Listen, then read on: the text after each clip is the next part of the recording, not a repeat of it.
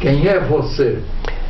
Eu sou Nilson Monteiro, meu nome todo é Nilson Monteiro Menezes.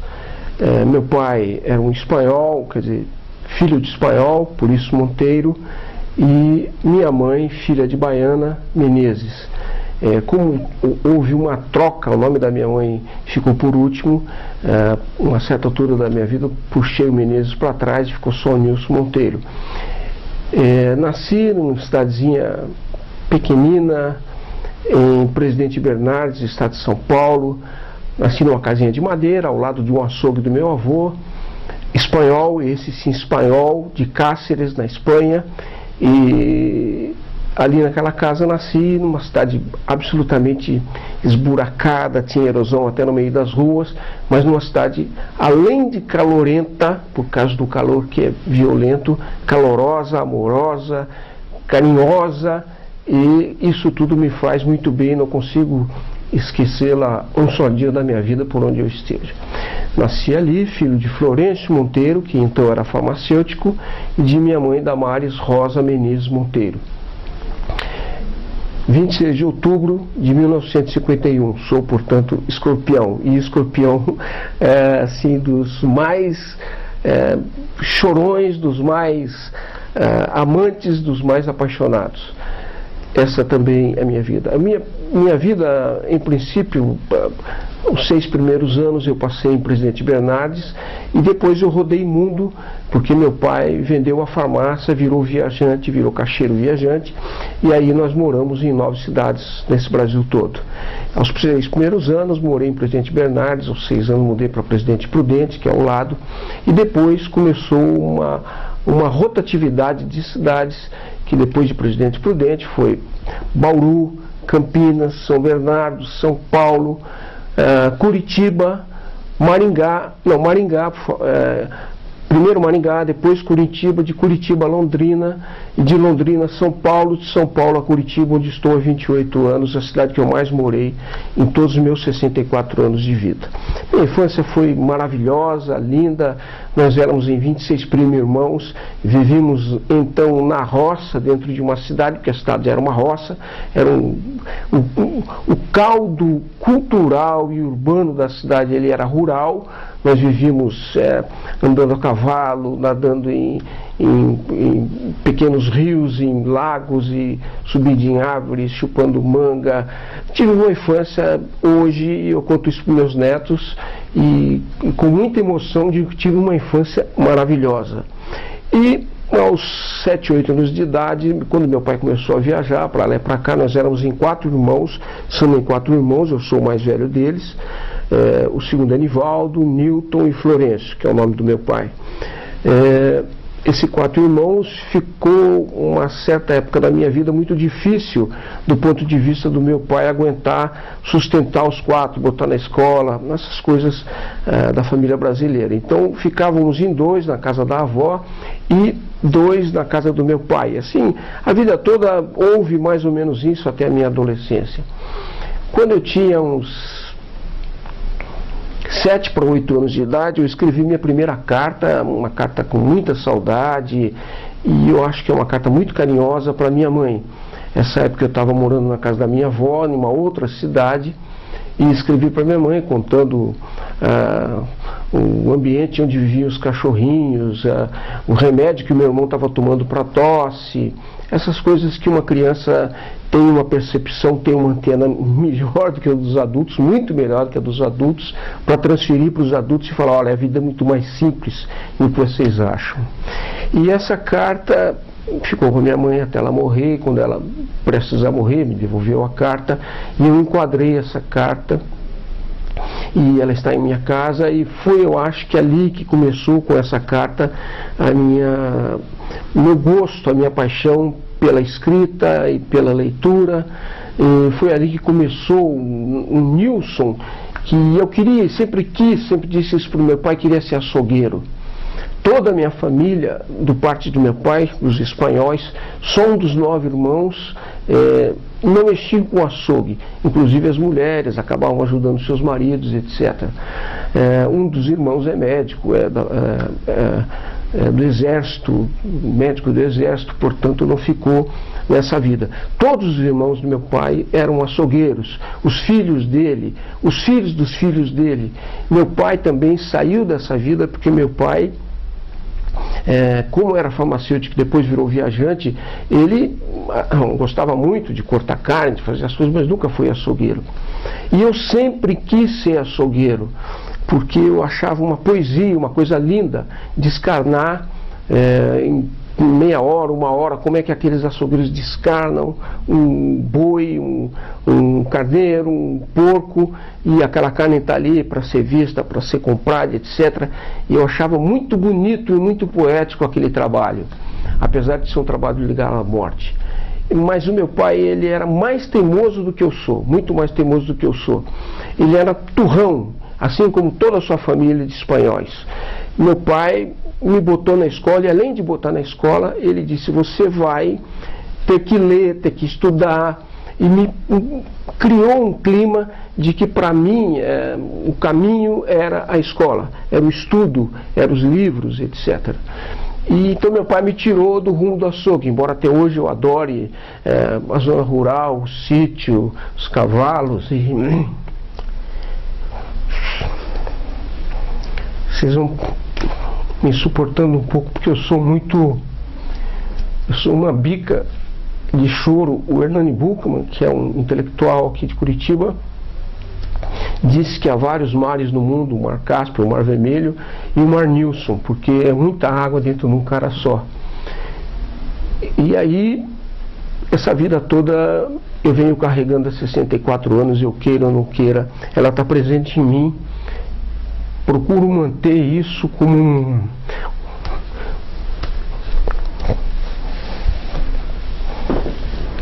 uma herança do que eu fui e do que eu sou. Naquela cidade, eu virei mundo, já contei para vocês, e algumas coisas foram me marcando muito nessa vida toda, até onde eu estou hoje, e ocupo hoje as posições que eu ocupo hoje, e tenho um prazer, uma alegria do tamanho do mundo em dar esse depoimento aos paranaenses e quiçá as outras pessoas que possam nos ouvir, possam nos acompanhar. Então, a minha juventude foi feita assim, foi feita com o meio rural me acompanhando, mas eu estudando muito. Depois, na adolescência, eu queria ser jogador de futebol. Meu sonho era ser jogador de futebol. E eu até que enganava bem jogando futebol. Eu diria que eu era bom jogando futebol. Muito bom jogador de futebol na adolescência. Cheguei a jogar em clubes como Ponte Preta, no Infanto Juvenil, aqui no Atlético, em Curitiba, no Infantil, em vários clubes que mantinham essas categorias menores. Eu cheguei a jogar futebol em vários clubes de várzea, amadores, etc. E parei de jogar futebol quando aos 45 anos quebrei a clavícula, arrebentei tudo, só teria que colar com cola bonde, super bonde, porque meus ossos ficaram todos arrebentados. Então eu parei absolutamente, faz 20 anos que não jogo, aplaudo, mas eu sou um apaixonado também por futebol. E eu acho que a minha vida foi marcada muito, desde o início, pela paixão. Eu não sei como é que eu explico isso, mas eu sei que meu avô baiano era assim. Era um senhor que era militar também, e foi delegado de polícia em várias cidades, e não admitia injustiça de nenhuma ordem. Para ele, a justiça era soberana em tudo, até na igreja, na religião. Ele era um baiano duro nessa questão, mas era um baiano mole, se esfarelava de tanta alegria pela vida que ele tinha, de tanta emoção. Do outro lado, o outro avô meu era espanhol, da mais pura linhagem espanhola, da mais pura paixão espanhola. Era um homem que dançava sobre uma mesa de 1 metro quadrado, bebia vinho, falava poemas e ficava louco. Ele era analfabeto, ele era de Cáceres, na Espanha, onde era agricultor. A minha avó espanhola era uma senhora já mais nobre, mais rica na época, tiveram que fugir da Guerra Civil Espanhola e casaram-se aqui no Brasil. Ele com 19 e ele com 18 anos aqui no Brasil. Mas eles trouxeram com eles esse feitio que não abandona o espanhol, de tanto brigar e de amar com a mesma paixão. E isso talvez tenha forjado essa pessoa que sou eu.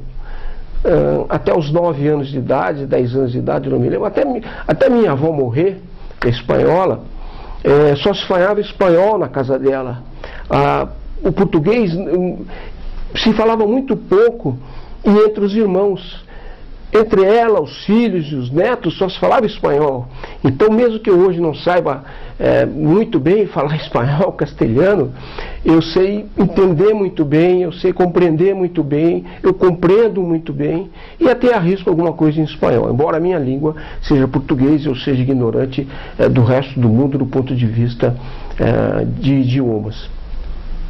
Mas ser espanhol e ser baiano ao mesmo tempo é uma emoção que marca qualquer um. Eu acho que isso formou meu coração, que é um pudim, que é nodoso pudim, e que é muito fácil de ser amolecido por qualquer um e por qualquer hora, onde for.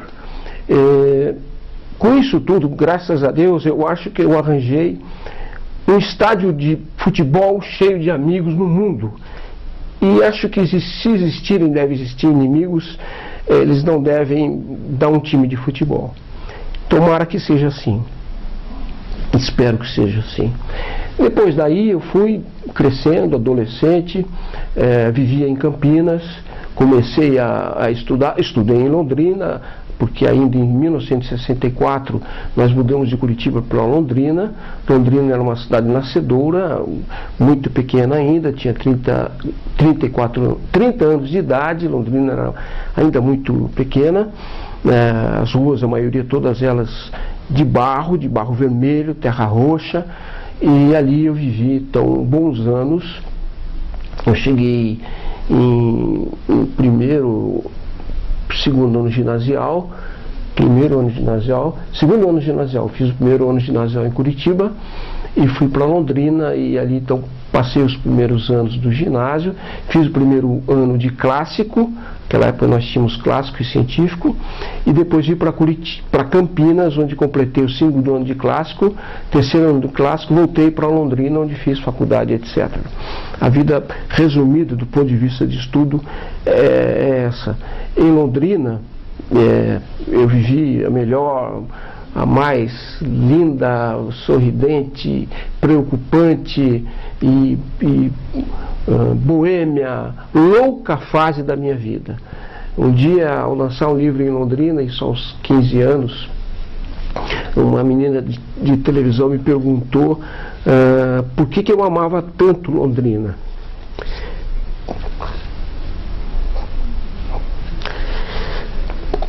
E eu respondi porque eu disse o seguinte: em Londrina eu fiz tudo que você pensar. Eu casei, descasei, voltei para o casamento, eu tive filhos, eu estudei, eu bebi, eu fui preso, eu fui solto, eu joguei futebol, eu aprendi uma profissão, eu vivi essa profissão como nunca. Eu sou um apaixonado pelo jornalismo. Jornalismo para mim se escreve com 6 letras, paixão. Se não for um jornalista apaixonado, desista, vai ser bancário, vai ser qualquer outra profissão. Não acho que tenha nenhum desmerecimento em qualquer outra profissão. Mas jornalista tem que ter paixão, vontade de ser jornalista como a vontade da vida. Então em Londrina eu fiz tudo. É uma cidade no qual eu aprendi tudo. Eu aprendi tudo. E dali eu vivia saindo e voltando, voltei para lá para fazer vestibular e faculdade, fui para São Paulo tentar comunicação na Casper Libero, e naquela época a gente era muito sonhador e não tínhamos nenhum preparo para passar na Casper Libero, e tomamos um pau, voltamos para Londrina, uma viagem torturante de trem, 18 horas, 16 horas de trem até São Paulo.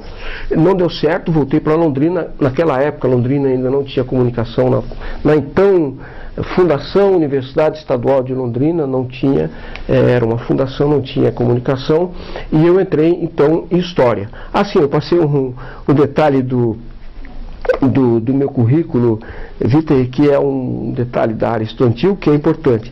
Aqui em Curitiba, eu falo que o meu currículo, a única coisa boa do meu currículo, a única virtude do meu currículo, é que eu fui expulso aqui do nosso querido Bom Jesus. O padre, por qualquer coisa assim, eu estava no primeiro ano de ginásio, o padre falou qualquer coisa que eu não gostei, foi um desrespeito aos alunos que estavam dentro do elevador, e eu devolvi aquilo para o padre de uma forma também desrespeitosa, e eu fui expulso no outro dia do Bom Jesus, e meu pai, de castigo, disse: olha, você vai estudar no Boqueirão. E ele me fez a melhor coisa da vida para aquele cara que está começando a adolescência. Ele me botou para estudar no Vitor Ferreira de Amaral, era um colégio em meio ao mato, em meio ao barro, ao charco. Boqueirão, Vila Al era um charco, era barro puro, barro preto, esgoto ao céu aberto, muito charco, e ele me botou para estudar ali. Foi uma farra, a Marechal era uma via só, nós tínhamos que pegar carona para chegar até o Vitor Ferreira do Amaral, e foi muito bom. Quando eu tive que me separar do Vitor Ferreira do Amaral e da vida que eu levava aqui em Curitiba, com 11 anos de idade, ter que ir para Londrina, que meu pai foi transferido pela São Paulo Alpargatas, onde até então ele trabalhava, aquilo para mim foi cruel, foi muito difícil e muito duro. E chegando a Londrina, naquela vida que eu passei a ter em Londrina, eu depois não queria sair para lugar nenhum. Eu tenho um ditado, uma frase que diz o seguinte: eu moro em Londrina onde estiver todo santo dia. Eu vivo em Londrina onde estiver todo santo dia. Voltemos então para a faculdade. Passei em História, primeiro ano, não tinha comunicação, e vivi intensamente a vida estudantil. Fui líder estudantil, fui presidente do diretório acadêmico do setor de letras e comunicação, fui presidente do diretório central dos estudantes, fui representante discente no conselho universitário, e era uma briga, aqueles que viveram sabem disso, uma briga insana contra um sistema instalado no Brasil. Nós tínhamos então a ditadura militar, vivíamos as agruras da ditadura militar, e apesar disso nós nos debatíamos dentro da universidade, graças a Deus, para melhorar o nível de ensino, para fazer com que os estudantes tivessem direito à voz dentro da universidade, para fazer com que nós fôssemos ouvidos não só dentro da universidade, mas na comunidade, e nós fomos ouvidos. Nós fomos assim, minha vida foi muito intensa dentro da universidade, em Londrina.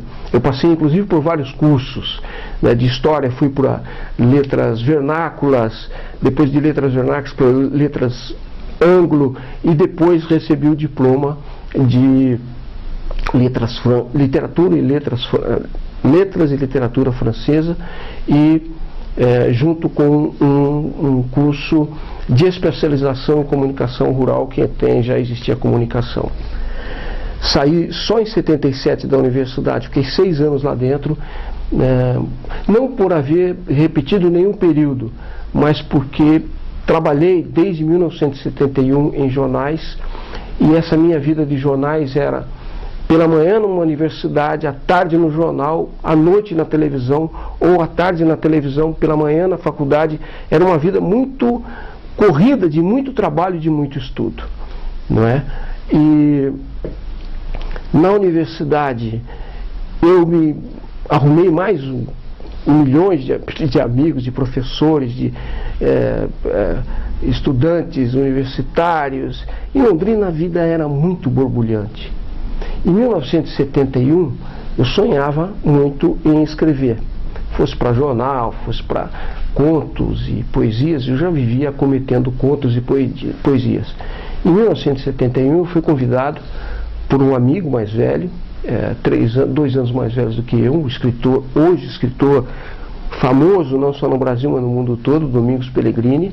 Talvez seja o escritor do Paraná atual, junto a Adalto Trevisan, que tem o maior porte de literatura, ao lado também do Cristóvão Teza. Aqui no Paraná nós temos uma literatura fecundíssima.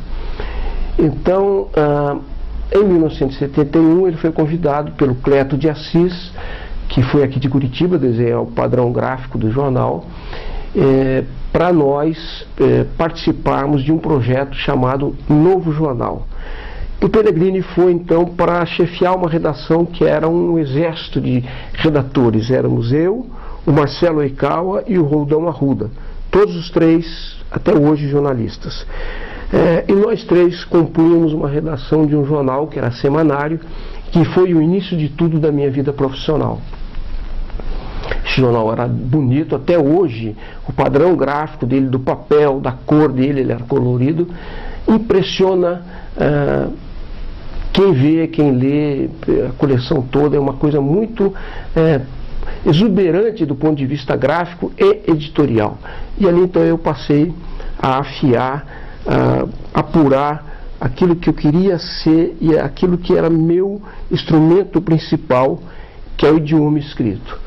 Eu queria ser jornalista, eu tinha paixão pelo jornalismo, eu tinha que apurar o idioma escrito, que aliás é uma lição básica para quem quer ser jornalista, para quem é jornalista. No Novo Jornal, eu também tive uma lição de vida que eu nunca vou esquecer. Nós vivíamos 2 anos depois que o homem tinha ido para a Lua. 3 anos, o homem foi para a Lua em 69, não, 2 anos. E iríamos comemorar no dia e naquela semana a ida dos americanos ali à Lua. Como é que um semanário ia dar uma notícia como aquela sem ser gelada, morta, fria? E nós fazíamos uma discussão de pauta, mesmo em 4, com outros dando palpite, o Cleto, o Gladstone Ramalho, que era dono do jornal. E nós falamos, mas como falar do homem chegou à Lua, se a Folha de Londrina vai dar, naquela época existia o Diário de Londrina, vai dar, como é que a gente concorre? Os outros jornais de São Paulo, que lá em Londrina tinha uma penetração muito grande. Então nós decidimos o seguinte, o Pellegrini levantou a ideia, eu falei, maravilhosa, tal, vamos para a rua, ouvir as pessoas, o que elas acham de o homem ter ido para a rua.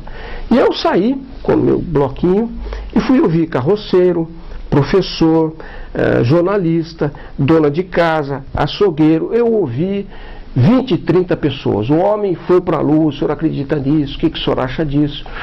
E voltei com o título da matéria pronto. A reportagem estava com o título pronta. Dona Maria não acredita que o homem foi para a Lua. Isso me ensinou, a matéria, uma página, foi muito bem lida, de boa repercussão. A Dona Maria dizia, o homem nunca vai para a Lua porque São Jorge vai atacá-lo com aquela lança dele, mata o homem, ninguém vai para a Lua, ninguém consegue ir para a Lua, o que vai para a Lua é Deus. Onde já se viu? Ela tinha toda essa... Bom, que era o que o pessoal acreditava, que o povo não acreditava mesmo. Tinha gente que pensava assim, eles fizeram essa gravação, um filme numa areiona lá nos Estados Unidos, numa praia, e mostraram nessas televisões aí, isso é tudo mentira. Isso muita gente falou. E eu voltei com uma lição que para mim é básica até hoje no jornalismo. Eu só sei que nada sei.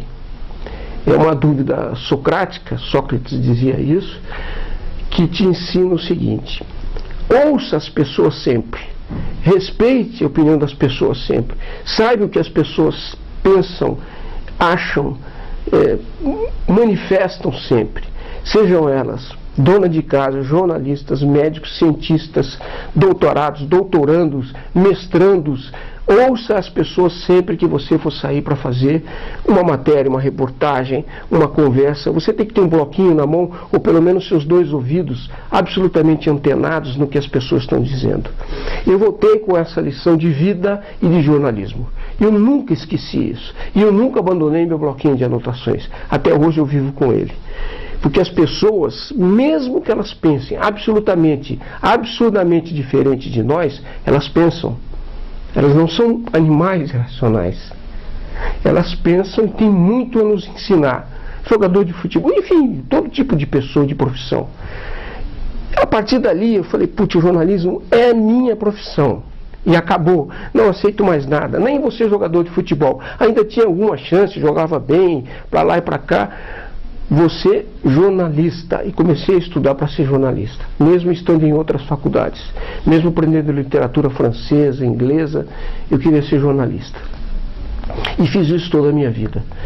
Em 71, 73, eu fui convidado para ir para a Folha de Londrina, que era o grande jornal do norte do Paraná e do interior do Paraná. A Gazeta do Povo era o grande jornal de Curitiba e seus arredores, aqui da região sul. O grande jornal do interior do Paraná era a Folha de Londrina. fui convidado para a Folha de Londrina. Quando eu subi as escadas para trabalhar na Folha de Londrina, quase morri de emoção. Era meu sonho.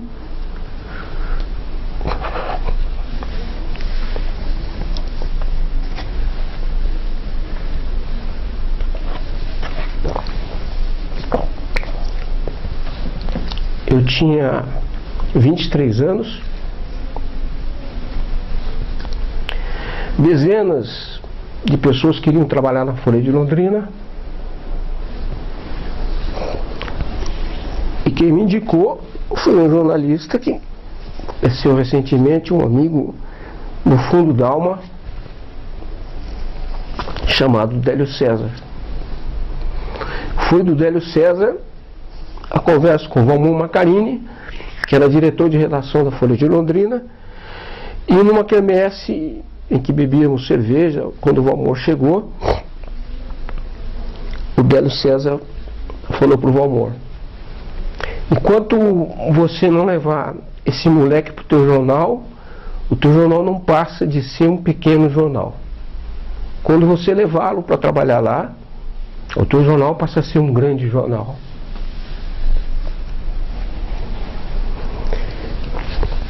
Eu agradeci, para variar quase chorei, mas achava que era uma delicadeza, uma gentileza de um amigo. E era, obviamente, não tinha nisso, a não ser exagero, não tinha mais nada nisso. Era um grande exagero, mas o Valmor acabou acreditando, e uma semana, 2 semanas depois, eu acho que saiu uma pessoa, ele me chamou para trabalhar na Folha de Londrina, que foi uma grande escola. Uma grande escola. Desde o seu dono, o João Milanês, até aqueles que conviveram comigo, diretamente comigo, dentro do jornal. Todos que conviveram comigo. Foi uma grande escola. Eu tinha professores de naipe como o Valmor Macarini, como J. Oliveira, enfim, eu não consigo ficar nominando um ou outro para não ser injusto com todos. Foi uma grande escola em que nós discutíamos muito o que era jornalismo. E nós aprendemos muito jornalismo na mesa do bar. Naquela época, o jornalismo era considerado aquele jornalismo romântico, em que você aprende muito pouco, ou aprende, mas aprende pouco ou muito mais. Você aprende um tanto na redação e muito na mesa de bar, discutindo, conversando, debatendo, discordando, brigando dentro na mesa de um bar. E naquela época nós fechávamos o jornal 2, 3 horas da manhã. E íamos 2, 3 horas da manhã para os bares em Londrina. Conheço todos os bares em Londrina, a não ser os mais recentes, os mais modernos, que eu já estou velhinho para ficar atrás de balada. Bom, aprendemos a convivência jornalística dentro do bar, em cima de mesa, conversando, discutindo o jornal dentro do bar, pautas de jornal, discussão de linha editorial, para onde ia o jornal. E aprendi também a amar o jornal na sua mina, na sua fonte, no seu cheiro, que era a impressora. Quando, na primeira vez que eu estava no jornal, desci para ver o jornal impresso, que era o jornal diário, saía de madrugada, lotava fuscas amarelos, abóboras, para distribuir pelo Paraná inteiro, aquela máquina rodando com aquele cheiro de graxa, de tinta de jornal. Isso, até hoje eu sinto o cheiro daquela tinta, das manchetes feitas com aquela tinta. Bem, Folha de Londrina, passei um bom tempo por ali, e depois da Folha de Londrina vieram uma série de jornais, rádios, televisões, em que eu trabalhei durante a vida toda, uma agência de publicidade. E da Folha de Londrina eu fui trabalhar na TV, naquela época TV Tropical em Londrina, depois trabalhei também na Tibagi, enfim, eu trabalhei em vários dos lugares onde aceitasse um jornalista apaixonado e carente por notícia e disposto a passar essa notícia para a comunidade, para a população, de uma forma verídica, mas também de uma forma lúdica, de uma forma quase literária, de uma forma agradável para as pessoas. As pessoas não querem saber de dureza, de paulada, de aridez. As pessoas querem saber da verdade, sim, mas a verdade colocada com poesia, com lucidez e de uma forma lúdica, com uma forma quase literária, se é possível. Eu sempre tentei isso na minha vida. Fui então dentro de jornal. Talvez agora faça uma carreira profissional. A carreira profissional, assim, em 73, me casei com Cleusa Antônia Monteiro, que é uma professora, e de lá para cá são 47, 48 anos, não, 47 anos, de 73, 43 anos, né? Não sei fazer conta. Eu fugi da escola na época da matemática, mas eu casei em 73, até hoje estou junto com ela. E desse filho nós tivemos 3 filhos, todos eles, desse casamento, nós fizemos 3 filhos, todos em Londrina. O Tiago, que é biólogo, o Rafael, que é publicitário, e a Ana Paula, que é administradora. Do Tiago eu tenho uma neta chamada Lia, maravilhosa, vai fazer 8 anos, uma menina fantástica. O Tiago casou-se com a Cíntia, o Rafael casou com a Rafaela e tem um filho de 5 anos, o Luca, que é outro menininho maravilhoso. Portanto, eu tenho 3 filhos. A Ana casou-se também, mas largou no primeiro, segundo, terceiro ano de casamento, que é uma coisa muito natural para mim e para eles. Consigo ver essas coisas com muito mais naturalidade e limpidez do que a nossa moral politicamente correta propõe. Não acho que isso é correto. Minha vida profissional, vou voltar um pouco para o profissional. Depois da Folha, então, fui trabalhar em televisão, em rádio, trabalhei em vários jornais, trabalhei depois, em 78, também em assessorias de imprensa, mas muito pouco tempo, e mais rádio, jornal e televisão.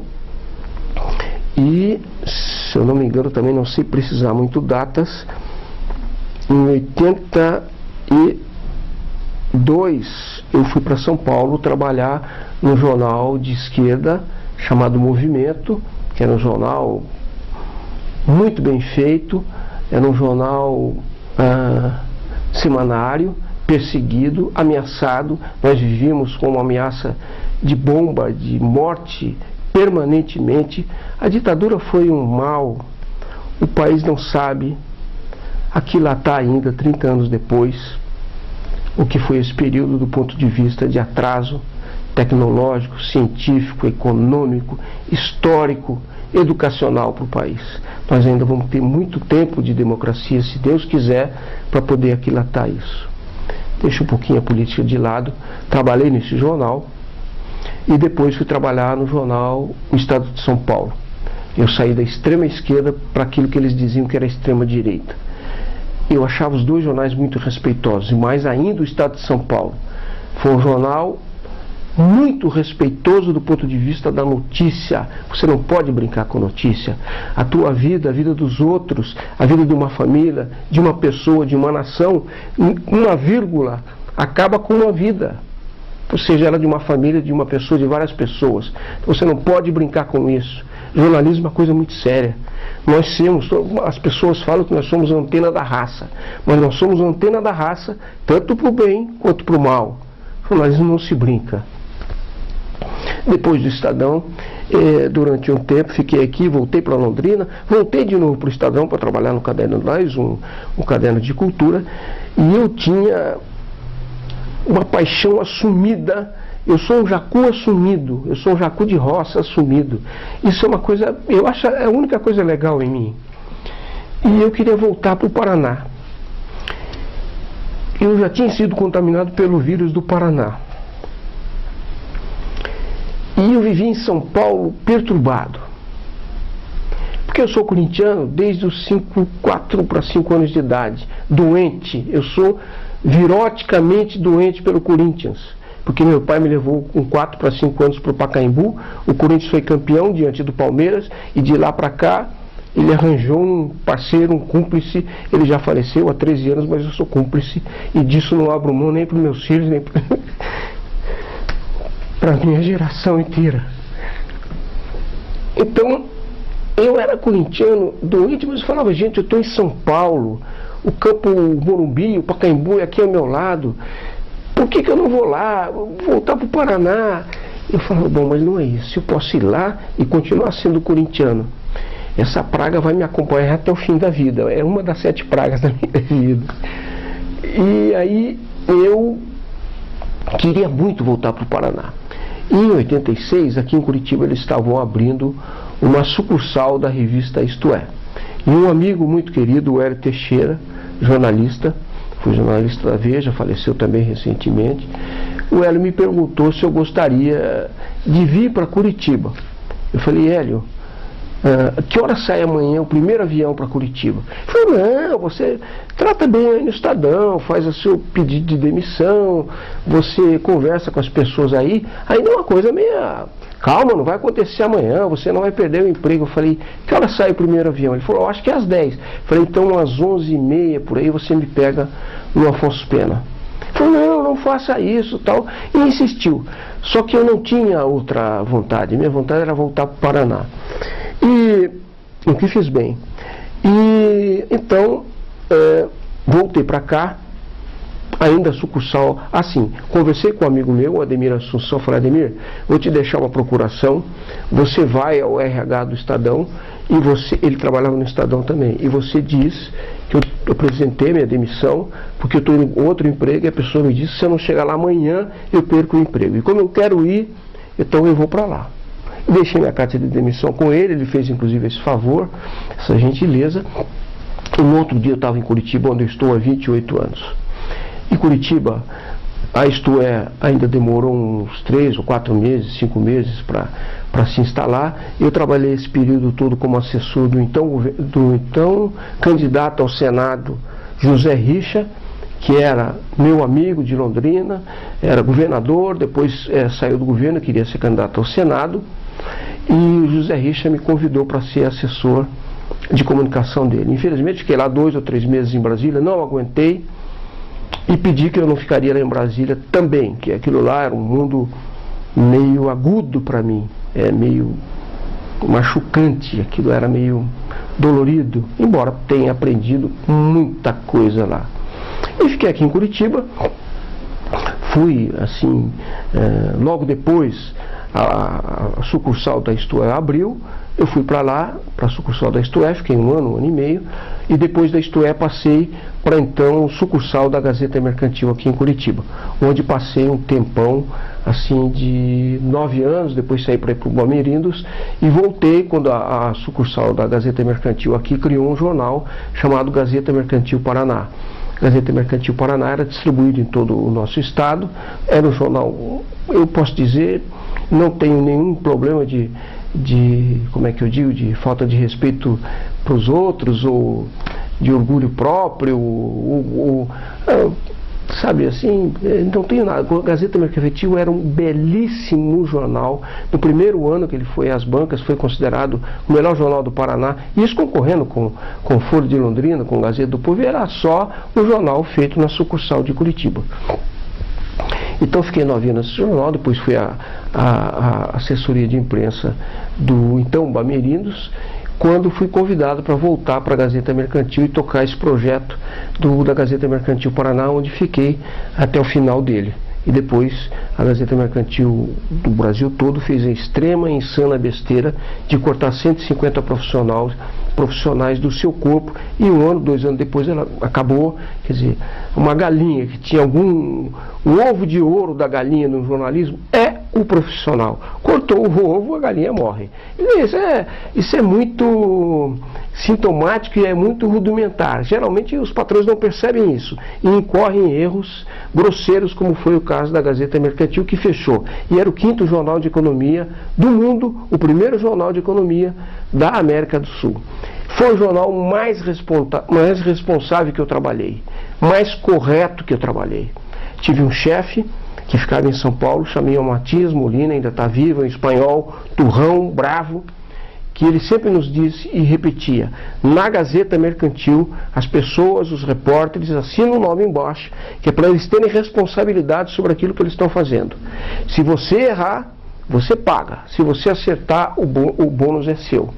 E isso calou em todos que trabalhavam na Gazeta Mercantil de forma definitiva. Aquilo era uma lição de vida também, além de ser um preceito básico do jornal em que ele dirigia. A Gazeta Mercantil não admitia erros. Era um jornal feito com muito cuidado, com muito zelo, nenhum erro de vírgula. E se eu aprendi algum rudimento de economia, é que durante meu período na Gazeta Mercantil, eu tive que frequentar aulas de economia, mesmo economia básica. Eu tive que frequentar para aprender um pouquinho, rudimentalmente, o que era economia, para eu aplicar nas minhas matérias da Gazeta Mercantil. E fiz isso quando me tornei chefe de redação, aqui em Curitiba, de um grupo maravilhoso, que tinha 14 jornalistas. Todos eles são jornalistas do mais alto calibre hoje, todos eles empregados em grandes veículos de comunicação, tanto do Paraná quanto do Brasil e do mundo. Tem gente da France Press, porque aquele nível, aquele núcleo tinha como princípio o respeito à notícia, o respeito a quem lê, o respeito a quem consome a notícia, que eu acho que é o básico da imprensa.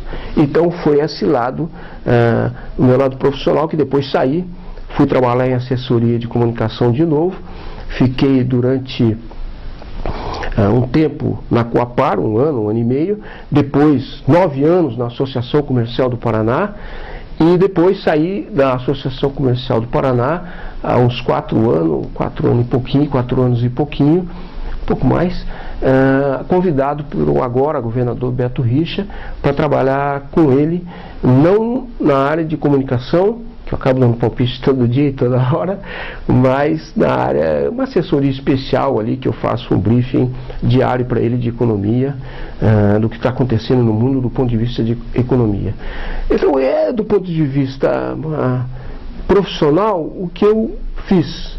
Talvez agora fosse bom a gente passar do ponto de vista do que eu fiz, que não é muito em termos de literatura, e que redundou em eu ser membro hoje da Academia de Ciências e Letras de Londrina, com muito orgulho, da cadeira 27, e de com muito orgulho também ser membro da Academia Paranaense de Letras, com muito orgulho, que eu fui empossado em novembro de 2014, numa cadeira que havia sido da Helena Collodi e do Belmiro Valverde, assim, dois Himalaias da cultura paranaense. Tenho muito orgulho e muita alegria disso. Essa minha vida toda profissional, como líder estudantil, como jornalista, me deu outras alegrias desse ponto de vista de títulos, assim, de reconhecimento público, que eu considero importantes, porque eu não fui pedir para ninguém e as pessoas acharam que eu era merecedor. Elas são insanas, culpa delas. Eu recebi o título de cidadão no horário de Londrina em 1999, título de cidadão no horário de Curitiba em 2000 e título de cidadão honorário do Paraná em 2012. Então esses títulos estão no lugar privilegiado da minha parede, porque isso faz parte da minha vida como um todo, de não abrir mão dos meus conceitos, de não abrir mão daquilo que eu penso, de dizer aquilo que eu penso, em qualquer ambiente, em qualquer plateia, e de escrever aquilo que eu penso, e de defender de forma muito ponderada, mas equilibrada, eu tento ser, aquilo que eu penso. Às vezes nem tanto, né? Às vezes eu me desequilibro absolutamente, que eu tenho uma raça formada por espanhol e por baiano. Peço desculpas. Então nós temos lá a literatura, o profissionalismo, o lado familiar, e eu acho que isso tudo se funde numa pessoa, uma pessoa só, né, de forma feliz. Sou um cara religioso, acredito nas religiões como um todo, não tenho preferência pela religião A, B, C ou D, sou um cara católico, porque fui aqui em Curitiba, coroinha, na Sagrados Corações, tem testemunha, tem muita gente que duvida disso, e aprendi muito a Igreja Católica, sou crente de que a religião melhora o homem, é um dos instrumentos de melhora ao homem, e que ele tem que ter cuidado com o dogmatismo em tudo, não só na religião, mas na política, na família, na sua atividade profissional e na sua atividade como pessoa. O dogmatismo, a coisa fechada, travada, feita uma pedra monolítica, atrapalha as pessoas. Nós temos que saber abrir a nossa mente, a nossa cabeça de forma mais ampla possível para decidir os nossos caminhos.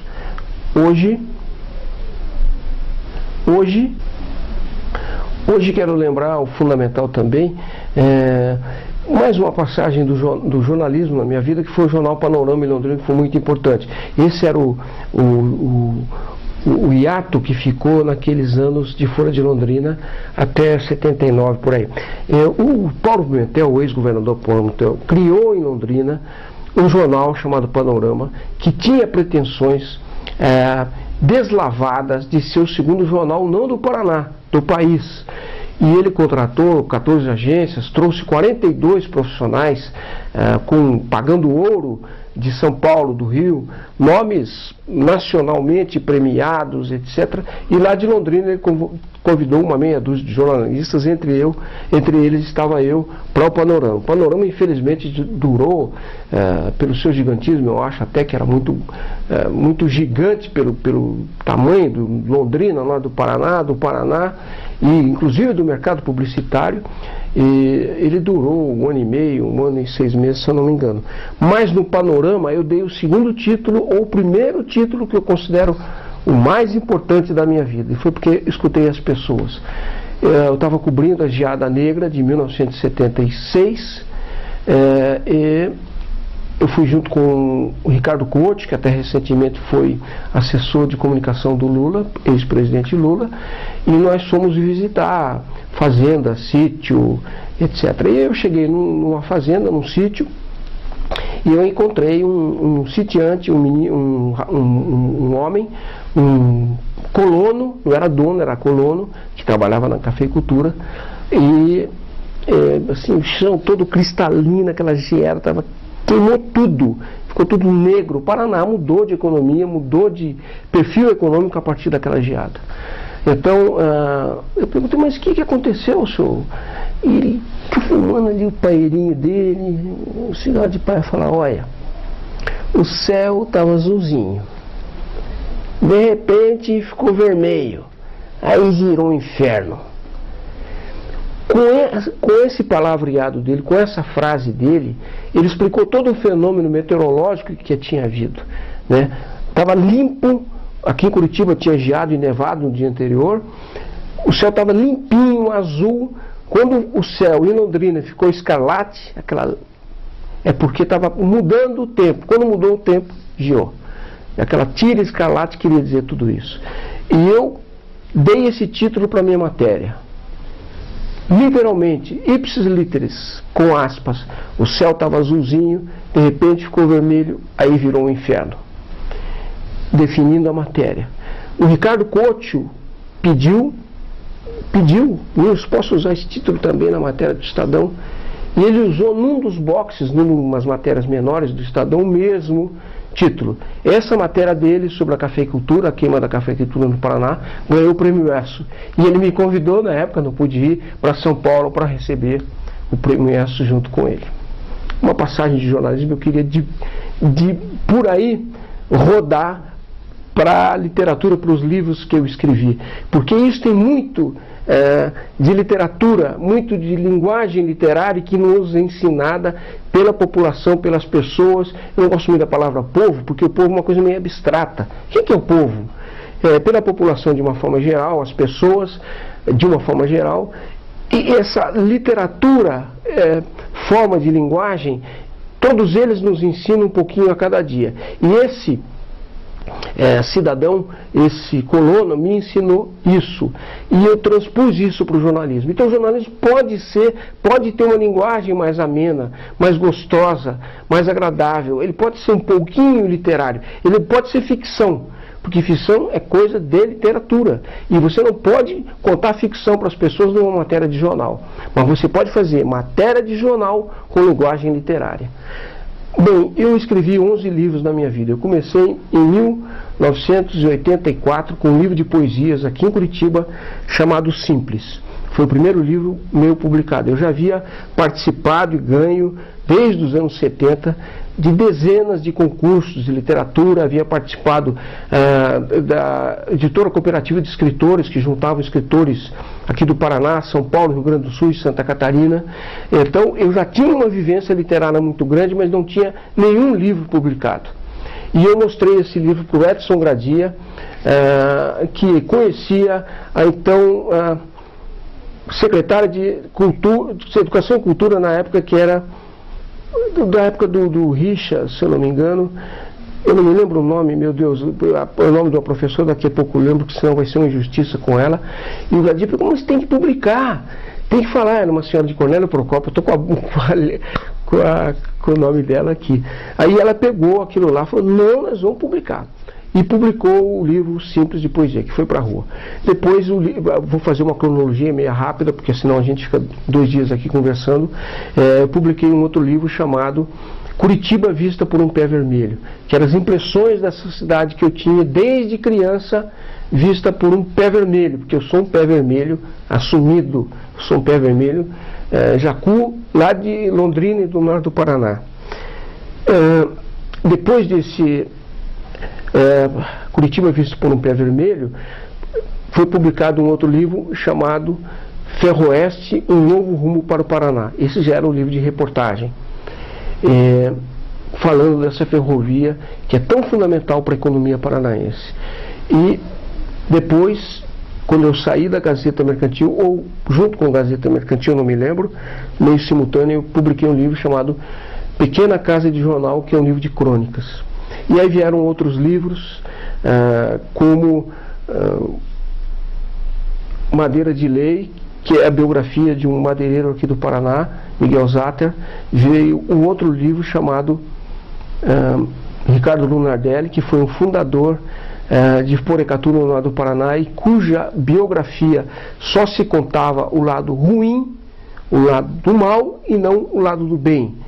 Ele nunca negou que havia participado da guerrilha de Porecatu. E seria injustiça nós não publicarmos um livro sem dar essa parte. Só que nós tínhamos que dar também o lado do cidadão que fundou cidades, criou hospitais, criou escolas, criou aeroportos, fez benefícios em todo lugar por onde ele passou. O livro é mais ou menos isso.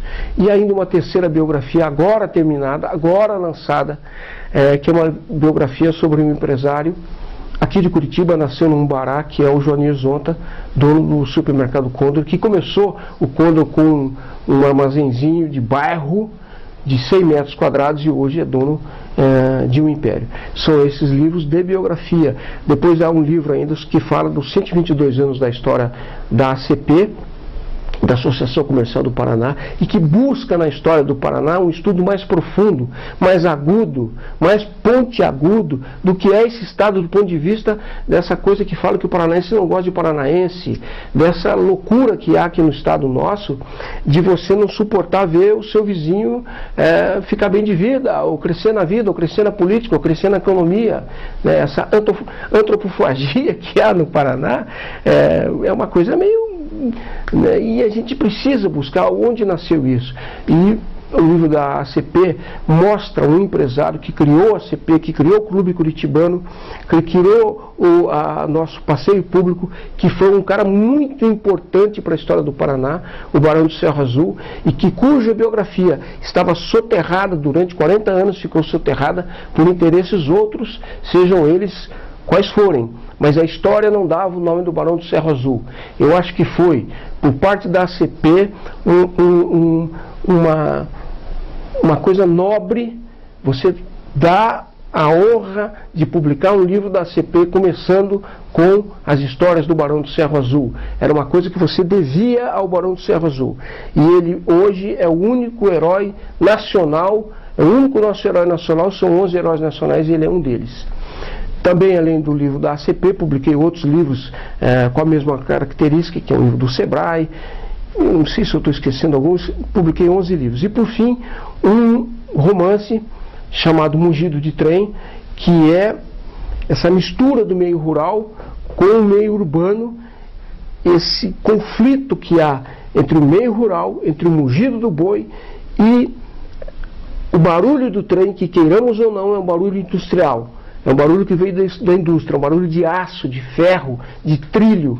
E o trem representa o moderno, o novo dentro dessas coisas. Ele corta o coração das cidades e ele foi uma maneira de progresso para essas cidades.